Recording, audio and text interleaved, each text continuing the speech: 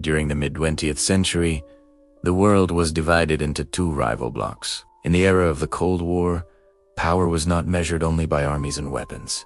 Science, technology, and industry became silent instruments of dominance. In this race, the Soviet Union built cities that officially did not exist.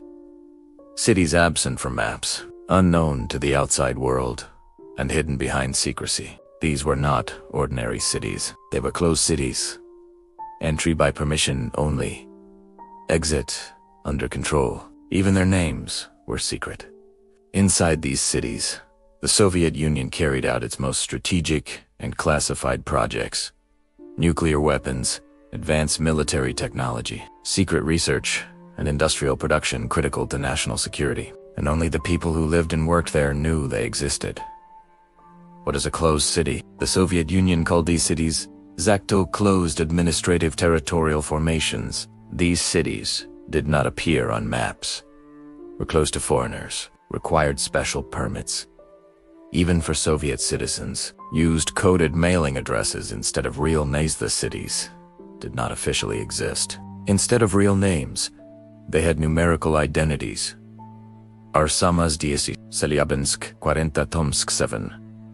The numbers were designed to hide their true location.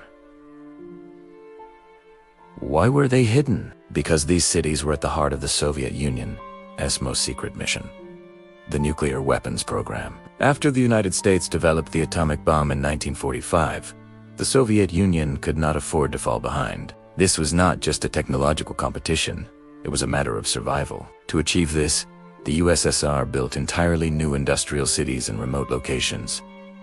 Deep forests, isolated plains, and far from public view. Cities that did not exist on any map. Arsamaz 16. The hidden brain of the USSR, one of the most famous closed cities, was known today as Sarov. This city was the center of the Soviet atomic bomb project. The city was surrounded by barbed wire, guarded by armed checkpoints, removed from all public maps. Yet the most surprising part was not secrecy, but life inside the city. The paradox. Secret, yet privileged residents of closed cities often lived better than ordinary Soviet citizens. They received higher salaries, better housing, well-stocked stores, advanced healthcare and education, while shortages were common across the Soviet Union. Shops in these secret cities were often full because these people were critical to the state. They were not just workers, they were the engine of the system. Selyabinsk 40. The invisible disaster. This city was a major center for plutonium production. In 1957, a massive nuclear accident occurred here. The explosion caused severe radioactive contamination, long-term environmental damage, thousands of affected residents, but the Soviet Union kept it secret. The world learned about the disaster only decades later. It remains one of the most concealed nuclear accidents in history. Life inside the closed city's residents lived in two parallel realities. On one side, stability, scientific progress.